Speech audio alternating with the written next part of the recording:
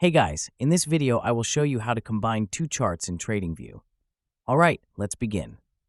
First, open a chart for your main symbol. For example, if you want to analyze Apple, search for AAPL and open its chart. This chart will act as your base where you'll add another symbol for comparison. Next, look at the top toolbar. Here you'll find a button labeled Compare or sometimes plus Add Symbol. Click on it to bring up the search bar. This is where you can add another chart to overlay with your current one.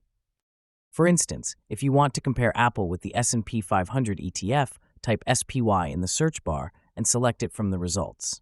TradingView will then superimpose SPY on top of your AAPL chart. Now you'll see both symbols on the same chart, allowing you to compare their performance side by side.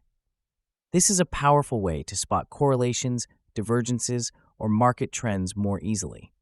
So, that's basically how you can combine two charts in TradingView. That's it for this video. Thanks.